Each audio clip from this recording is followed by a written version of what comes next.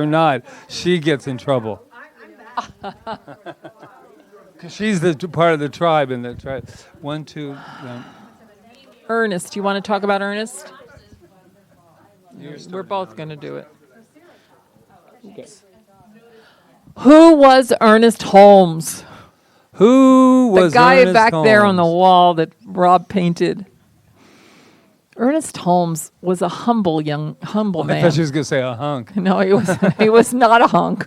He was a short little guy, and his wife was like about a foot taller than he was. And he met her in later life. Her name is Hazel, and she was like a socialite in Hollywood. And he didn't get married till he was in his 40s, just like my husband. Anyway, and anyway, they had a beautiful life together, and she was very influential in his life. But anyway, so he was born in 1887, and I'm not going to go through all this, and he died in 1960. He died, what's interesting about Ernest Holmes is that he was never sick a day in his life, but he lost his wife in 1957, and everybody that surrounded him said that his whole everything about him changed when that happened. And he continued to do his work, but it was like almost like he was done. And all of a sudden, he like within a year, like he deteriorated. I think he might have died from a stroke or something. I don't know, but he deteriorated like really fast. And his doctors were like, "What's going on?" He's never been sick a day in his life. Anyway, but the thing about him is he doesn't consider himself he didn't consider that oh, I got this revelation, like a lot of prophets and stuff that say I got a revelation and this. He never thought that. He thought that he just synthesized. He was like a scholar. Like he quit school when he was in 16 or 17, and he never went back to school again. And he just studied life. He came from a really religious background. He was a Calvinist, not Calvinist, might have been. One of those, I don't know exactly what religion it was, but he was brought up, he had 7 brothers and sisters, and he was brought up in a very, very religious home. But what was interesting is his parents took him to church every Sunday to these fiery sermons and, your hell and damnation sermons. But when he would come home, his parents would tell him the opposite as he was walking home. They go, "No, you're really beautiful and you're love and there's no hell like that. God is good." And so they would tell him the opposite. I never understood why they took him there. And then, but probably because they wanted to go to church, maybe because they were, what would the neighbors think, right? But so he grew up thinking that God was good, and he was always questioning the ministers and stuff, and he drove them crazy. They finally called him he was called the eternal question mark. So anyway, but early in life, when he was around 17, he started to read Ralph Waldo Emerson, and who we study a little bit later in the classes. But he said that Ralph Waldo Emerson, when he read it, it was like water, like drinking water. He was so he just was in love with Ralph Waldo Emerson. And he was also influenced by Thomas Troward, who was a judge. And he got the law from Thomas Troward, and he got the love, basically, from Ralph Waldo Emerson. And then Emma Curtis Hopkins also influenced him. She was called the teacher of teachers, and she was the mystic. She brought the mysticism to Science of Mind. And Ernest wrote a lot of books. I mean, I don't know how many, but he wrote the Science of Mind textbook in 1927, and the Science of Mind magazine has been in existence, the little magazine that's always here, since 1927. He founded that magazine, and it's continued since then, since 1927. And once he started to speak, he spoke on Thomas Troward first. He did things in people's homes and stuff like that.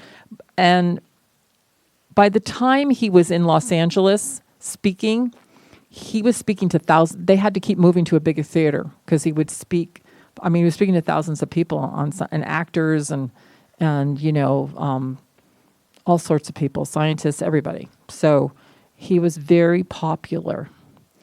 But it's interesting because he wasn't. It wasn't that I've watched him, on YouTube, pull him up and stuff, and he's not that dynamic in the sense of today's standard that it really move you. But see, it was something that he was so passionate about and what people really wanted to hear and really needed to hear during that time. Look, he was doing it during the war and depression, right? Depression and all of that stuff going on, and people were still hungry for more. So, yeah. I'm going to give you a little handout on him so you can read more about him. And if you want to, you have questions, because this class is not really about studying Ernest Yeah, Holmes. we just want to but give we you a just little wanted to touch give you a little flavor of it. background on him. And yeah, so his last talk was at Whittier's. I think it was at Whittier. Yeah. Or it might have been Founders Whittier. Church. Anyway, and he had like a vision, like he just saw everybody like as light, and the people that were closest to him. He talked to them after, but it was never really publicized. But the people that were his confidants knew that and then he I think he left his body really and came back into it, because they say he stumbled and then he just sat down and he couldn't talk anymore. And right after that, he died. Anyway, but he was never the same after Hazel passed away. So. And why I bring up his humble, the funny story of him is when he died, well, not that he died, but when he did die, he wanted to make sure that he didn't want a tombstone so people would go to his, He didn't want people to worship him. To worship him. I think he pulled a little too far. But anyway, but here's what somebody did. They said, where is he located? And they would say, oh, he's there. So they went and got, and said, well, we'll purchase it for him. And they got him a big tombstone with his name on it and everything. And what's so funny about that, be careful what you think that you want, because somebody will surely come and do exactly the opposite after you're gone. But the reason I say that he's humble is because he didn't want people to form a church, and it was so against dogma and so against it. But sometimes people really do, I know for myself, you want us confident when we're in a leadership position. And he was, but he was so like, don't worship, don't do this, don't do that. And I'm thinking, that's why I don't think that the actual organization went huge, because not that it's not, but I mean, compared to, for as long as it's been around, this has been around, it's not as big as I would anticipate. And I think it's because you're constantly either under, probably about 300 churches. Yeah, about 300 churches. It's not very big. Maybe. And another reason for that being, just for some FYI here, my opinion, is that it gets watered down. See, Patrick and I are absolutists. We call ourselves absolutists. It is or it isn't. And like, we don't like filter the stuff with other stuff. We just say, this is it. It's love and law. We're going to learn love and law, and we're going to make love and law work in our lives. And we're going to have better lives and more successful lives and happier lives, because we're going to work this principle. So we don't bring in like a lot of other stuff to water it down. We try to keep it simple. Like even Ernest Holmes said, we make a riddle out of simplicity. I mean, it is very simple. But we kind of want people, I know, because I've been doing this for, people kind of want that, I really solved that puzzle. And it's all, the only puzzle is that you're God, and that you have all of that power, and we'll unveil it at our discretion and the way we want it. But I think it's hysterical how people want to kind of buy, when you say this is what we are and this is the power that we have, and what we've taken out of it, as far as Rita and I, we still have all the love, obviously, look at us, everything but we've taken out the precious loopholes, the ones that, or what we call Plan B. It's like, yeah, love is love, and we can do that, except for that, and I don't believe that. Even though I live that, I let that be an exception. Or a friend of mine says, I'll be right back, I'm going to step off principle. Because, and it's true, because he's like going, like the other day was just great. There was some debates going on in the world, and you probably didn't hear him. But anyway, but he was saying, I'm stepping off principle, man. I'm good. He's a minister. I'm stepping off. And then he goes, okay, I'm back. And so the whole idea is that our principle is about, not putting the loophole in there. Like, it's good except for this. Well, that's why, like with everything that's happening in the world, the way I look at it is that something great is unfolding. We don't know what it is, and we have to be really strong, and we have to stand up for what we believe, and we have to be loving and kind and start with ourselves. But I do believe that something great is unfolding, and that's what gets me through it. And if there's people that are suffering or dying or the fires and all of that, I want to be strong so I can help those people, so that I can, to be there for them. When somebody we know just lost their partner, their husband, actually. I want to be able to be there for those people and not, be weak or be in reaction or whatever. So this teaches me that if it is, then it has to be. It has to be all the time. You can't. Principle is. It doesn't. God is in everything, and it's revealing itself in everything. It might be not the greatest level of God, but it's still God. Even though, because God is who we are, and we're all unfolding as God, and God is expressing itself, but only according to our consciousness, only according to what we believe it is. So I don't know. Yeah. I do know. I feel like it either is or it isn't, just like you said. Well, a lot of times they say that, believe it or not, that this philosophy is somewhat cold. It doesn't, it's, science. It's either is or, but that's not what we're saying. When my friend lost his husband, we're there to say, we're not there to go, now I wonder what choice he made when he decided, come on. We're not doing that, but we are all responsible. When we say responsible, we're not saying, oh, he knew what he was doing the whole time. What I'm really saying is, let's feel all the pain. But guess what? Gilmore is not dead. Your husband's not dead. Oh my God. That's what you want to say. You don't want to say to somebody, well, I know how you feel. No, you don't know how they feel right now. All you can do is be with them while they're feeling, but not not water it down. Like, yeah, wasn't life good? Wasn't love good till he took my husband? Somebody said about the fires, does God have no mercy? And I'm thinking, you got to come to class. We got to do, it was the headlines. Right. Does God have no mercy? Well, a lot of people think this is God doing this to us. Right. I know my relatives do, that this is God's wrath. And I'm like, wow, what kind of God do you have? Because what would Ernest say? Okay. All right. So Ernest would say the human that's heart. Actually, that's one of the best pictures he's ever taken. I did it because he looked good in it. It was a painting. Doesn't he look like he's contemplating? It is a painting. I liked it because he looked soft and he looked like he was looking up into the higher realms. Okay, the human heart, he said, longs as a hungry man longs for bread, for spiritual food. It longs for that which will make it whole. And I think that's what our teaching can do, reveal the self, the larger self, to the self. That was Ernest. And before you do that, spiritual food, someone asked, well, why do you let people come in here and then when they sit down, they can take off their mask? I said, because I went over to the Olympic Cafe and they let me do that. But you're not the Olympic Cafe. Oh, yes, we are the spiritual cafe. When you come down and you sit down, you are being fed. You are being fed. And I dare anybody to argue that. I'll send Jamie over to it. So there's a whole class on what is New Thought. So I just want to take a couple of moments. And in fact, I passed this out so you can take it home and look at it. Because some people think that, Ernest Holmes just made this up, like I said. And there is a long line that goes way, way back. And it actually goes back to the Greeks and to Jesus. But this just shows you the New Thought starting in the 1800s. The metaphysical movement was born in the 1800s with this guy at the top here, Phineas Quimby. Well, Anton Mesmer, that's a whole different story. I'm not going to go into it. If you want to look up, you can. But he was the one that mesmerized. Yeah, hypnotism came from that. But he brought like the power that the mind could be suggested to, right? And then Phineas Quimby is considered like the founder of New Thought.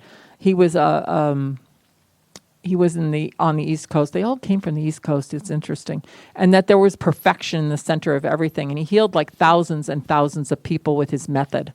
And he believed that man was his belief. And if you could change someone's belief, you could heal them. And he was he did not like churches and he did not like doctors because he thought that those were the things, the beliefs and stuff from those things made people sick. and that people needed to realize that they were good and that they were whole and that they were perfect. And in so those days they were, because Yeah. they were putting, and you he, know, like I said, snakes he and healed bu- probably you know, stuff on your 13,000 body. people, they say, over his lifetime, and a very short lifetime of 10 years that he worked as a healer. And he was over there. And then there was Ralph Waldo Emerson, which we talked about. He's considered the father of New Thought. And then the branches of New Thought are divine science, which is our Reverend Walt is a divine science minister, and science of mind, us, and then unity are all considered branches of New Thought. And they all pretty much, the thing that they all have in common is that they believe in the healing through the power of the mind. The power, and that's the basic thing that ties them all together. And the reason that they believe in the power of the mind isn't that the mind is actually doing it. It's because if we go back to first cause, which is this incredible thing called life, and we are there, that's where the healing takes place. We're not healing, we're just leading and directing the energy in my mind, and we all, just like Beth, we were talking about tonight, the collective consciousness, because we're all in that same field. What I put into from my mind does affect what's going on in yours, and then there's a connection in the quantum field. That's why the quantum, he was talking the quantum field back, they were doing that. Jesus was doing Well, that. I know, Jesus. if you read the Science of Mind textbook, it's quantum science. Yep. It is. It really is. And then I think one of the most spectacular quantum scientists is Emma Curtis Hopkins, if you ever read her. But she's considered the teacher of teachers because she taught like all these people down here, pretty much, or they came from her. And she was she was responsible for Ernest Holmes. She was responsible for these guys, the Unity people. She was responsible for the divine science people. They all studied with her. Ernest only studied with her for he took her 12 lessons. But she is a very interesting character. And yeah, I don't want to, like I said, I can't go into it. But one of the things I do want to say is that this lady over here, Mary Baker Eddy, you're all familiar with? Sure. Yeah. She's not, it's interesting because she's not considered part of the New Thought movement. They are not. They branched off. And it's mostly because she's not open at the top. Like she believed her revelation was the revelation and there was no place else to go. They read from their book and that's what they do. But so she branched off because new thought is more, it's just open. It's open at the top. It evolves, it expands, and we do different things. Like even here, we don't just study Ernest Holmes. We're open to a lot of different things if you look in our bookstore. But we study that principle of love and law, but we look for it in every different place. Where they would just read her one book and she was the revelator. And so that's why it branched off. There's nothing wrong with her because Ernest Holmes got spiritual mind treatment from her. So, yeah. So anyway, that's the story about that. So like I said, there's a whole class on this. We just wanted to give you an overview so you knew that it just didn't just happen overnight with Ernest Holmes. There were all these different people going back through time. So, what? Yes. Go ahead, Kim. I noticed that she taught Emma Curtis Hopkins. Yes.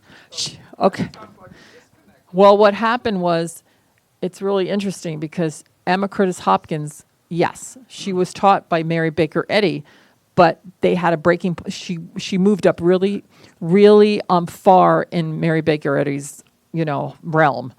And she wrote for the magazine, newspaper she had and all of that. But what happened is they had a falling away because Emma was bringing in different stuff. She was bringing in other philosophers and different things, and she was writing things that weren't all Mary Baker Eddy. So they finally parted ways, and Emma went off on her own, and she started her own university, and then Mary Baker Eddy did her thing. I don't know the whole story, but I'm sure you could read it if you want. I'm sure there's lots of information out there about their relationship, but they did break away from each other. And I think, I don't know whether she fired her or whether she just walked away. So click it. I don't know what's here. We're into Okay. affirmations now. So how many in this room do affirmations? Everything's kind of affirmative in a way. Anytime we think in a way that states something, it's kind of, we're constantly affirming. So just before I click into this, somebody tell me, okay, for those of you who have done affirmations, do you believe they work and why? Amber. Absolutely, they work. For me, I mean, it's one of those absolutes because it comes from divine and goes out into the universe. And words that are very common now, like synchronicity, go in the flow, all those words are just words. But when you have words in action, and as you said, you have the validity, the proof. I mean, for me, it's the first parking place always is available for me. I mean, I don't even ask. I expect. I know. And God is greater. Every time something tragic happens, God is greater. I don't even have to think about it anymore when the situation comes up very difficult that I can't handle. Immediately my brain goes into an affirmation. Well, it's interesting you said that because I just read a thing, because I read Greg Braden and Joe Dispenza and all these people too, and they actually now have proof that affirmations do change your brain. If you use them, they change your brain. And once your brain is changed, then your life changes because you start to attract different things. You start to react differently to things. Like you said, you have a whole different point of view about life. So, yeah. My observation about affirmations in my own experience is that if I look to whether or not there's a demonstration to see whether or not the affirmation's working, I'm missing the point. That if I have an affirmation as my intention to create that neural pathway and my intention to create that in my life, then I will eventually change the beliefs, and then my affirmation with my new neural pathway, with my changed belief, enables me to actually deeply feel, right? And so it's only when I use the word coupled with belief, with deep feeling, that it manifests. So for me, yeah, my mind used to get in my way, and I would go, I'm saying this affirmation, I could feel part of me's going, you're nuts, girl, you know? But what I noticed is if I took my mind off the effects and stayed in, this is my intention, however long it takes, this is my intention, that eventually my belief would shift, and then I'd have, and I always know it's going to manifest if I'm feeling it really powerfully. Because it goes beyond the That's words. why your affirmations have to be yours. I can't give you an affirmation that's going to work for you. That's You why got- in treatment, when we speak our words, we say, it's not the words that you're hearing or that you're speaking, it's the feeling and the directing it, directing that energy, saying, the words are for us, so that we can muster up the feeling and that's why, the preachers are all excited and they're all moving, but they're moving that because a feeling is coming forward. They're really good actors. I don't know whichever one, but I like to believe it's a feeling is coming through. The divine is coming through. If you ever watch Michael Beckwith, he just, he just, explodes with this. And so what it is that, I love these little things. It's just like, it used to be they'd all have to be up there. Now they just magically appear a positive declaration of what I am accepting in my life or what I am accepting in my consciousness as though, Adara, it were already mine. That's the whole key to this philosophy too. It doesn't, to say that I am opulent and I am lavish supply and that my prosperity is, and then to sit there and go, how am I going to pay my bills? How am I going to do that? Then you've already negated. It doesn't mean that it doesn't happen. Of course, we've all been to the first of the month. But you affirm not, my bills are paid. You're affirming that I am rich and I'm opulent. And no matter what shows up, I still know who I am. I'm this divine heir of the throne. I mean, it's incredible. Well, if it's a feeling universe, Yes. which it is, and science knows that now, that it's a feeling universe, if you can be that feeling, you have to be in that vibration, then it has to come to you. It has to. And this moment you start looking for it is the moment you've separated yourself from it. Right? Because you've which already is what you were saying, introduced, and you too. Introduced the doubt. That's why if I'm in a session and I'm with someone and at the end of it we finish it and it's like boom, and it's like yeah, and it's like the whole okay, I'm ready for it, and then they go, well, it is the 30th. And I'm just curious, like if it doesn't show up on the first, and then I go, what do we have to do? Let's start at the very beginning, and well, going back to treat. Because now what we treat isn't for the bills to be paid. We're treating for about the doubt, about the believability. It's not about, oh, I don't know if the money is going to come because I can't believe it is because I'm scared. So now let's go into faith. Let's treat about faith. Let's go in and direct faith now. So that fear can go, wow. A declaration of the truth about me and the truth about what I am choosing for my life. That's all. We're just going over affirmations because it's a part of this. Affirmation is just a tool we use in Science of Mind, one of the tools. How to do affirmations. Well, what would you say? Maybe you'd like to keep it short and simple. I'm having a childish moment right now because I'm just like, it's just like appearing and running across. And keep it short and simple. Why? Why do we like to do that when we do our contemplation?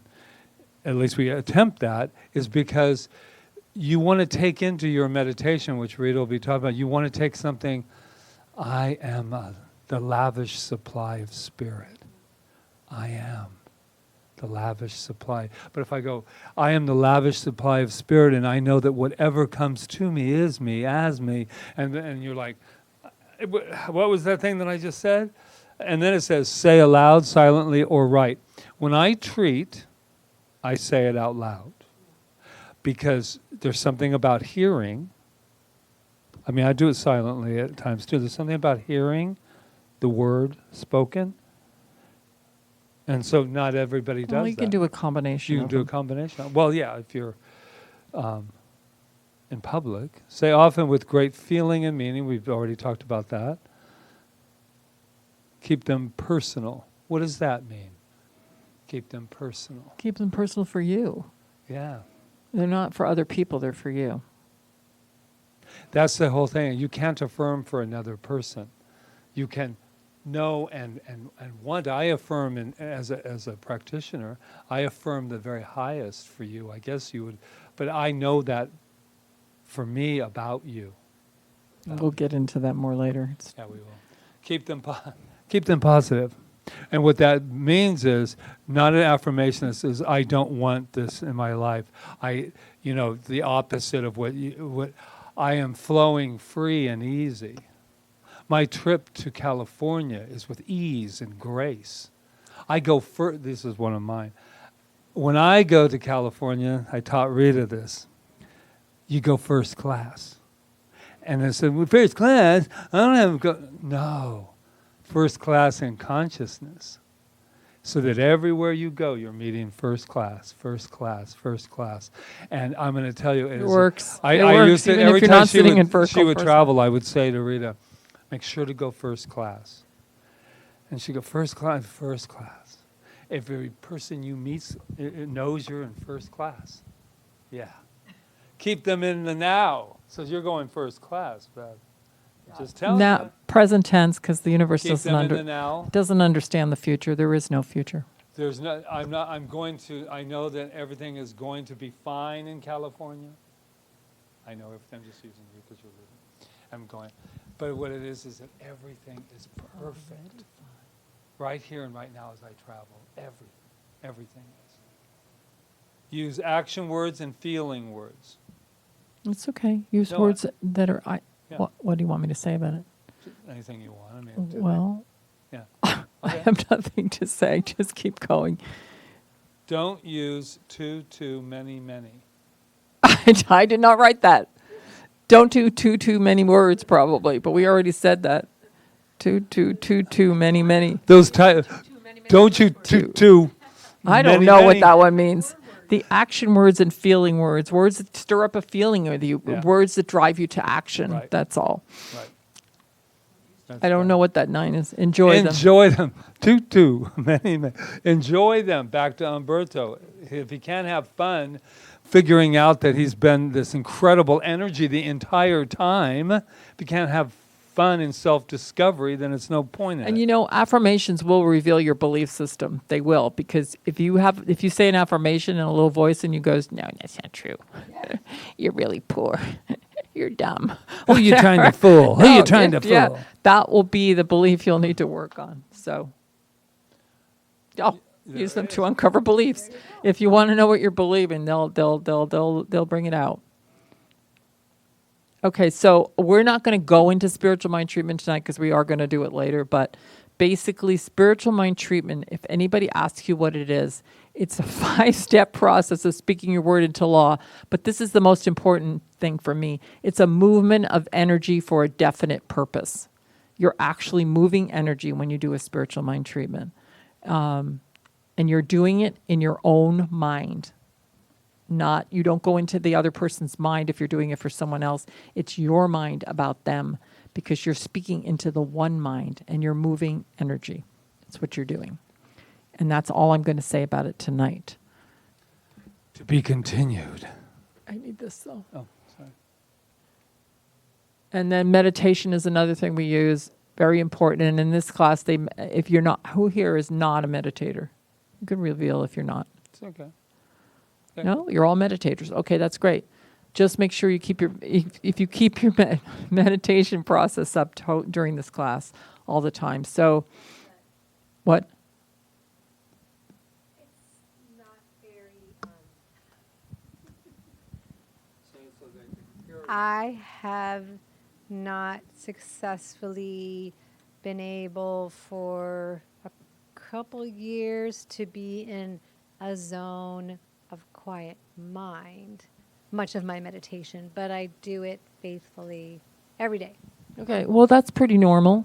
Most I monkey thought you were going to mind. reveal that Monkey I mind do it, but I is hate there. every minute of it. But you know what?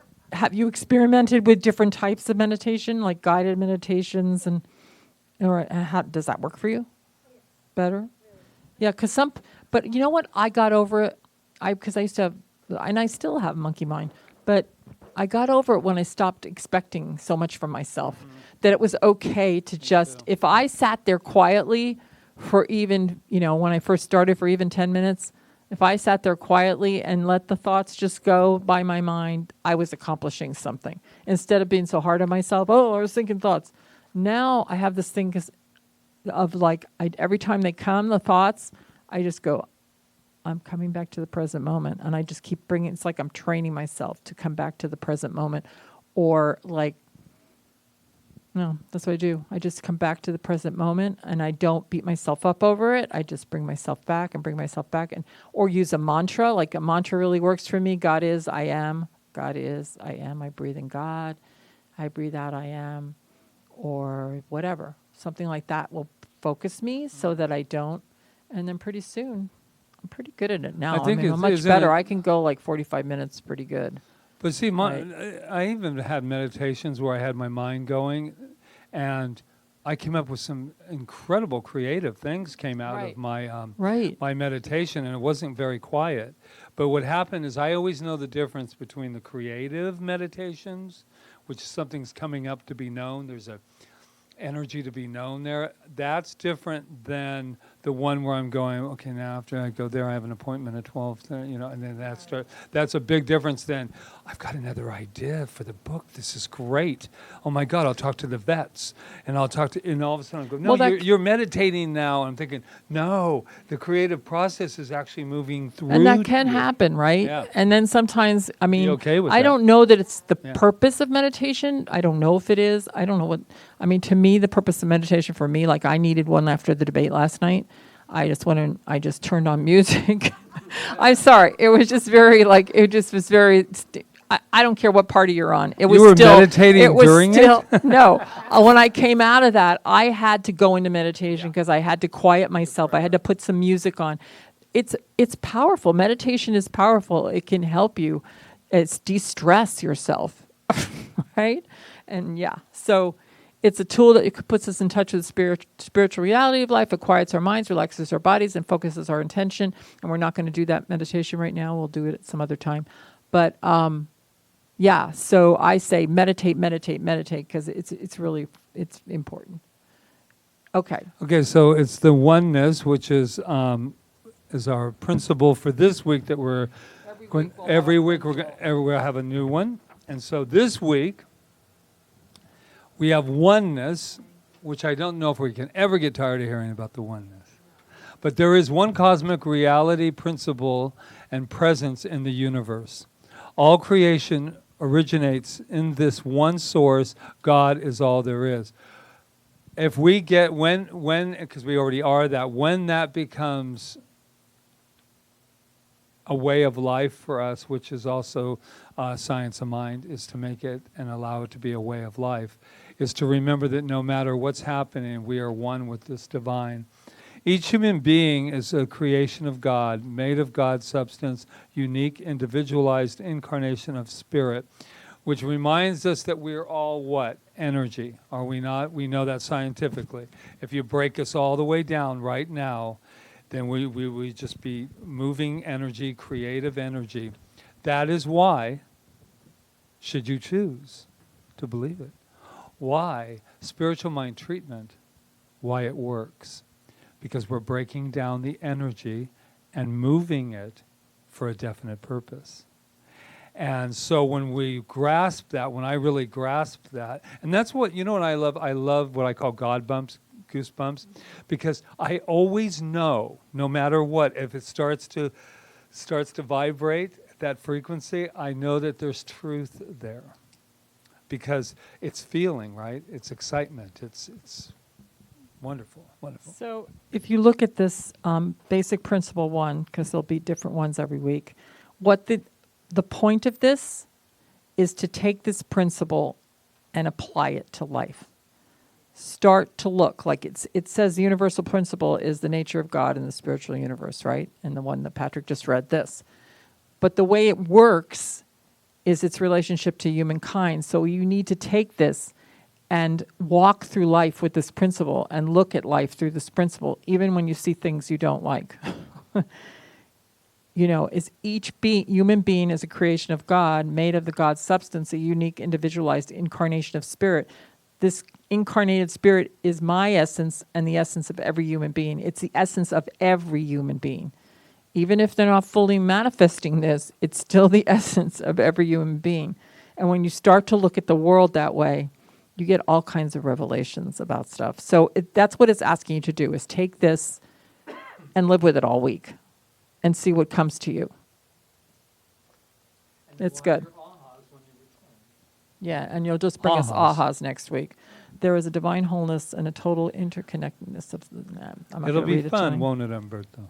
It'll be fun. Yeah, I mean, if you start looking at life and people and experiences through these eyes, wow. I told Rita this morning, I was out on the lanai, and I was looking at these trees, and we did a spiritual movie here, Superhuman, and it says, you perceive before you see.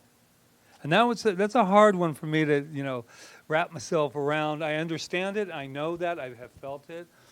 So I'm looking at these trees, and I went, what if I perceived from that essence of all totality? And then I opened up my eyes, and those trees looked so different. They didn't change, but my perception of them changed, and I went, oh my God, I'm that tree. All those ridiculous exercises in acting when they said, become a tree, and I would say, oh, you fools, I'm not a tree, I'm an actor. But what happens is all of a sudden I went, I am that same essence as that tree. So my perception of the tree looked very different than it did every other morning that I've been out there, because I saw it from the eyes of creation. I'm just one step ahead of the game, Rita. Here you go. She's wow. Did you see? That was the control side of Rita. Wherever are they? I put them there. Having this deep discussion about the trees, I'm looking for the thing. My goodness. And it's all live for everyone. Yeah, you get more of us in class. Yeah, you get more of us. Who put that? I said this. No. All right. Okay, so assignments, please. Okay, are you done about the tree? I am done. Thank you. It was lovely. I love you, and I'm sorry I didn't hear any of it. I'll have to go back and listen to the recording because I was busy looking for this. Okay, so these are 6 questions to focus your life. I'm going to pass them out, and you're going to just take them, all right? And you're going to work on them at home. Only All right. 6, and when you get these, you're done. You figured it. And The then whole- your whole life. what you want, bring your ahas back with you next time, all right? And then in the book, How to Change Your Life, the readings are very short in this class. You're going to just read pages 3 through 7 and 37 through 45. That's How to Change Your Life by Ernest Holmes. Okay? How to Change Your Life, pages 3 to 7. I can send you these slides if you want them. I know Adara likes them. Do you want me to send the slides? I have everybody's email. Do you want me to just send them and then you'll have them? And then you don't have to look at them. You could, but Rita, I have to say, somebody in class. Go ahead, Umberto. And somebody in class, they changed this, How to Change Your Life, and I looked down on their book, and they had changed it. They put a thing over it. It said, How to Change Your Wife. Oh, no. And I was like, We don't think that's funny, women, do we? No, I don't think that's funny at all. well, it was a woman who had done it. Thank you very much. All right. Next. Okay, and then in that little blue book, Creative Ideas, there's an introduction by Julia Cameron. Just read it. You guys remember her? And then Artist Way? it says to choose one of those prayers daily, just whichever one you want. There's a bunch of them in there. It explains them, and then you can read that. I You live can with meditate on it, whatever you want, okay? And then take the oneness principle into your life and write about your findings to share next week. So just kind of contemplate that. Just journal it. Just be with So, it. but we can send you this, and then that way you'll have it, all right? I'll send it in the morning when I send the link. Will I have the link tomorrow, Rob? You think? Okay.